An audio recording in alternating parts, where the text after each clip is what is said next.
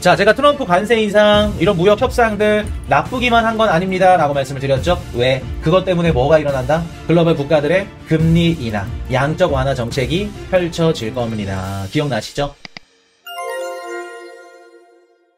자, 오펙 플러스 증산 확대에 위기감 도는 정유업계. 자, 오펙 플러스가 증산을 확대한다고 합니다.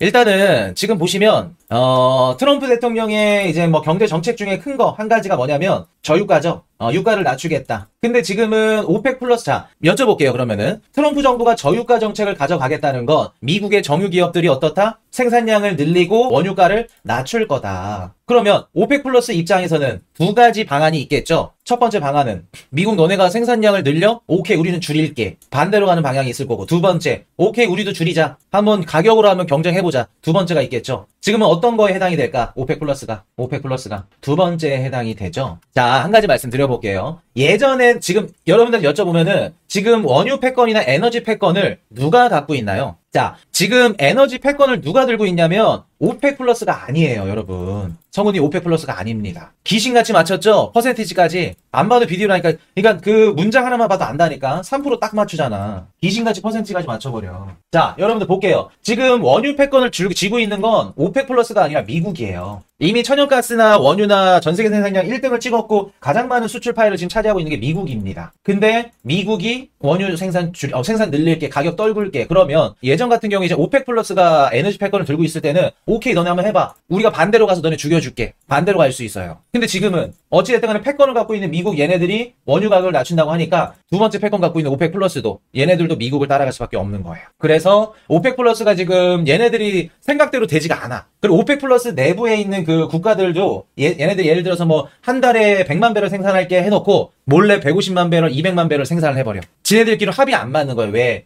지금 경기가 침체될 것 같고 막 계속해서 원유 수급이 줄어드는데 나라도 빨리 팔아야겠다. 돈은 필요하고. 그럼 당연히 서로 오펙 플러스 안에 있는 국가들끼리 약속했던 생산량을 지키진 않겠죠? 그래서 이번에 사우디도 너네 그렇게 말 안 지키면 우리 진짜 완전 증산해버린다. 그래서 오펙 플러스에서도 막 잡음이 나고, 그리고 에너지 패권을 갖고 있는 미국이 계속해서 생산을 많이 한다고 하니까 얘네들도 연초에 우리 증산 얼마 할게 라고 발표했던 그 양에 지금 비해서 거의 3배에 달하는 양을 지금 증산한다고 발표를 했어요. 6월 달에 하루 원유 생산량을 하루에 41만 배럴 늘린대. 근데 애초에 발표했던 증산량 지금 41만 배럴이 거의 그 연초에 발표했던 그 증산량보다 3배 가까이 되는 양이에요. 그러니까 얘네들도 계속해서 이런 식으로 증산을 할 수밖에 없다. 그러면 원유 가격 우리가 한 가지 알 수 있죠. 아, 떨어지는구나.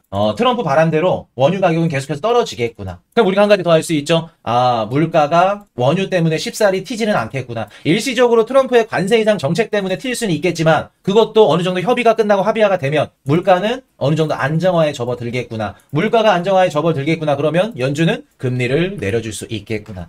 우리가 이렇게 알 수 있겠죠. 이해되셨죠? 하지만 이제 반대로 미국 주식이나 뭐 정유주들 들어가신 분들한테는 살짝 좋지 않은 뉴스가 될 수 있겠죠. 자, 대만 달러 초강세 여파의 아시아 통화 강세, 원화도 롤러코스터 다뤄드렸었죠. 우리 연휴 기간 동안 시장이 하락한 이유 중에 한 가지가 대만 달러, 뭐 원화, 중국 위안화, 아시아 통화가 강세를 보였죠. 그래서 뭐 어떤 일부 이제 언론들은 뭐 대만에 있는 보험사들이 미국 국채 가격이 떨어짐에 따라서 뭐 대만 달러를 샀다 이런 얘기도 있었고, 저는 그럴 가능성은 조금 낮아 보인다라고 말씀을 드렸고, 아니 아까 박정환님이야 박조셉이야. 지금 아시아 통화가 강세로 나왔는데 한 가지 더 있습니다. 이유가 제가 아시아 통화가 강세로 나온 이유는 얘네들의 국가들의 공통점이 미국 트럼프 정부와의 무역 협상이 긍정적으로 이끌어 나가는 국가다. 그렇기 때문에 얘네들 원화 가치가 올라갔다라고 말씀을 드렸죠. 그리고 그것도 있지만 대만 같은 경우에는 지금 월가나 채권 시장이 지금 찌라시가 도는 게 뭐냐면 미국 트럼프 정부와 대만 총통이 합의를 했다. 어떻게? 대만 달러 절상으로. 야, 너네 대만 달러 조금 늘려야 되지 않겠냐? 절상으로 가져가서 이걸 뭐 제2의 플라자 합의라고 뭐 얘기를 하면서, 근데 대만 총통은 아닙니다. 가짜 뉴스입니다. 라고 얘기를 하죠. 진짜 진실은 트럼프 정부랑 대만 얘네 정부만 알겠죠? 진짜 절상하려고 했는지. 이런 게 소문으로 돌면서 대만 달러가 다시 추가로 또 강세가 돌았다. 그렇게 보시는 게 나을 것 같아요. 그래서 원화도 이렇게 쭉 올라갔는데 나쁜 건 아닙니다. 자, 미국의 4월달 서비스업 관세 압박에도 확장 유지, 업황 개선 시사. 일단은 미국의 4월달 서비스업 지표 잘 나왔습니다. 잘 나왔고 50.8 나쁘지 않았다.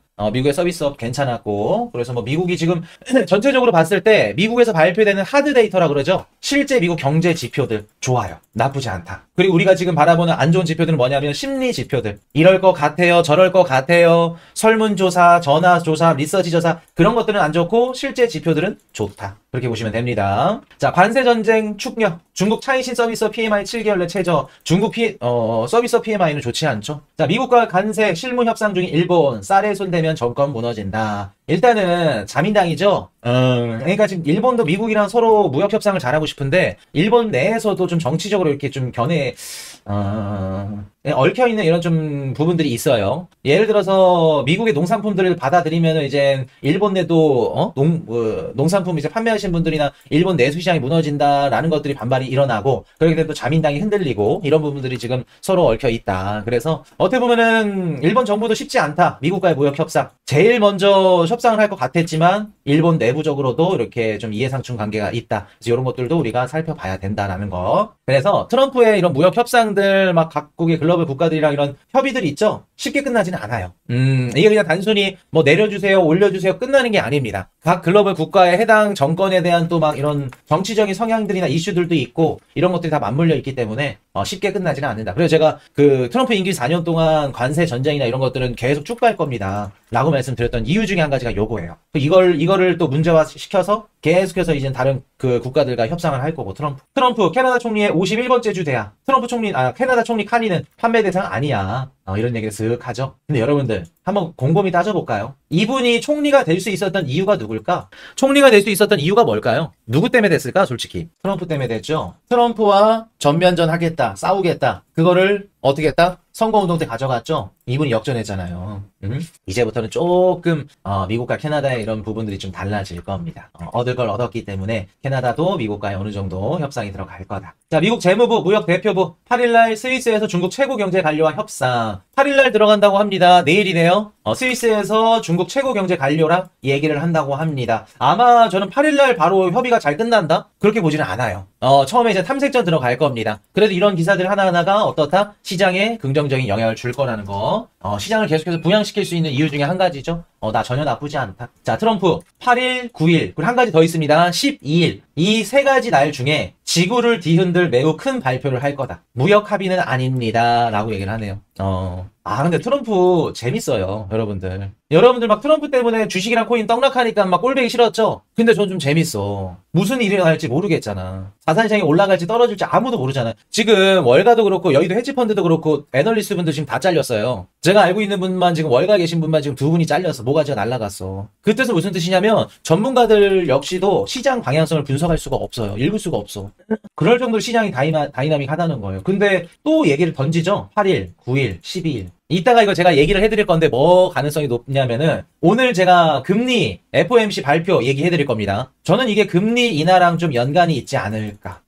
금리 인하랑 연관이 있을 수 있지 않을까라는 생각을 해봅니다. 이따가 한번 FOMC 연준 프리뷰 해드리면서 말씀을 드려볼게요. 여러분들은 뭐가 나올지 한번 여러분들 생각 한번 해보세요. 여러분들은 뭐가 나올 것 같아요? 한번 여쭤볼까? 토요일 발표는 아니길 바래요. 근데 한번 볼게요, 여러분. 토요일날 발표했는데 시장이 기대한 것보다 별로 안 좋아. 그럼 어떡해? 9일날 발표하면 토요일날 발표하는 거네요. 그럼 떨어져요, 시장은. 오히려 그러면 토요일날 발표하는 게 나을 수도 있어. 그리고 시장 장 마감하고 좋더라도 좋으면 어차피 개장하면 쭉 올라가니까. 로우 종전, 종전 휴전 다 비슷하다. 우리도 멤버십 방송 얘기 나눴죠. 자, 중국 금리 지준율 전격 인하, 무역 전쟁에 맞서서 통화 정책으로 총동원. 자, 중국이 기준금리랑 지준율을 내린다고 합니다. 자, 제가 트럼프 관세 인상 이런 무역 협상들 나쁘기만 한 건 아닙니다라고 말씀을 드렸죠. 왜? 트럼프가 관세를 때리고요, 군대를 뺀다 그러면은요, 시장은 놀라서 주식이나 코인 시장은 빠져요. 그러나 그것 때문에 뭐가 일어난다? 글로벌 국가들의 금리 인하, 양적 완화 정책이 펼쳐질 겁니다. 기억나시죠? 중국도 귀신같이 지금 이젠 기준금리 낮추고 지준율 낮추면서 돈을 풀기 시작했습니다. 1조 위안이라 그랬나? 얼마 푼다 그랬지? 1조 위안 맞네요. 우리나라 원화로 139조 원. 지준율 인하하면서 이번에 시장에 139조 원 푼다고 합니다. 그래서 장기 유동성이 시중에 풀린다고 해요. 그래서 지금 각국의 글로벌 국가들은 돈을 불기 시작을 했다. 자, 환율 1,300원대로 미중 협상 기대 제2의 플라자 합의 경계도. 제2의 플라자 합의, 재밌죠. 절상 얘기들이 나오면서 아시아권 국가들이 지금, 그러니까 이게 뭐냐면, 대만 달러만 강세가 나온 게 아니라, 우리나라 원화도 강세가 나왔죠. 그러면 볼게요. 위안화, 대만 달러, 원화, 얘네들이 강세가 나왔어. 공통점이 뭘까요? 공통점이 뭘까? 수출하는 국가들이죠. 근데 지금 미국은 수출하는 국가들 상대로 뭐라 그래요? 우리가 수출할게. 우리가 좀 수출하고 너네들이 소비해. 일단 중국한테 그런 식으로 얘기를 했죠. 그러면 트럼프 정부가 수출 위주의 국가들한테 절상을 하라고, 환율을 좀 올리라고 하는 협상을 할 가능성이 높겠구나라는 게 시장에 반영이 됐고, 그게 어디에 반영이 됐다? 대만 달러에 반영이 됐죠. 그리고 한국 원화에도 반영이 됐고, 위안화에도 반영이 됐고, 그래서 위안화, 대만 달러, 원화 같이 얘네들이 쭉 올라간 거죠. 수출 위주의 국가들. 이해되셨나요? 미국 국채를 어떻게 살까요? 유튜브에 검색해보세요. 그리고 조금 더 디테일하게 좀 알고 싶다. 그러면은 멤버십을 가입을 하셔. 이유신님. 우리 자본주의 국가에서 어떻게 꽁으로 먹으려 그래? 저희는 지금 수수료 없이 미국 주식을 사려고 지금 그것도 준비 중에 있는데, 세금 없이, 물론 세금은 내야 됩니다. 무조건 수익이 있는 데는 세금을 내야 되는 거예요. 대신 남들이 모르는 절세할 수 있는 방법이 있으면 그건 당연히 해야겠죠. 미국 국채도 마찬가지고. 그래서 뭐 제2의 플라자 합의가 이렇게 나온다. 그래서 뭐 엔화가 아니죠. 원화, 대만 달러화, 위안화, 얘네들이 강세가 나온다는 거. 수출 위주의 국가들. 자, 이것 때문에 아까 아니 웃겨. 근데 잠깐만. 우리 방송하기 전에 우리 멤버십 톡방에 잠깐 들어오셔가지고, 코인유씨님 지금 뭐가 경기 침체가 난 것 같고 위험한 건 아닌가요? 그래서 뭐 소마 계정에서 미국 국채를 매입했는데 이거 어떻게 하나요? 갑자기 또 불안감 조성해놓고 제가 답변 드리니까 잘 알겠습니다, 감사합니다 하고 나가버려. 아니 왜 나가는 거야? 들어오셨으면 좀 계속 계시지. 아니 들어갔다 나갔다 이게 자기네들 좀 멋대로 되니까 너무 우리 멤버십 톡방에 그거를 중요도를 좀 낮춘 것 같은데, 낮게 생각하는 것 같은데, 입장 제한을 걸어야 되나? 연준 이틀간 미국 국채 348억 달러치 매입을 했다고 합니다.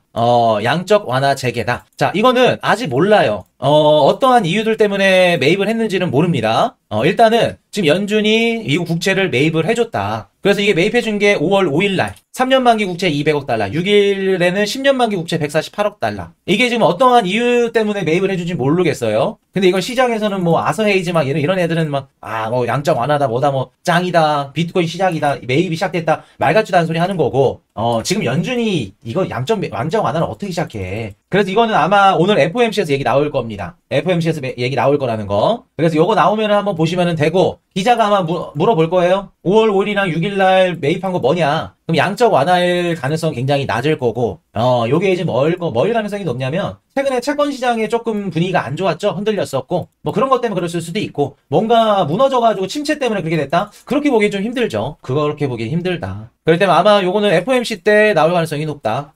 얘기 한번 들어봅시다. 자, 이더리움 운명의 날, 팩트라 업그레이드, FOMC 앞두고 긴장감 고조. 자, 이더리움 폭등했다고 하니까 한번 볼까? 얼마나 올라갔나? 0.27, 폭락했네. 아까 0.7% 폭등했는데, 0.27. 폭락했습니다. 정한님 그거 제가 이렇게 얘기했다 삐지지 마세요.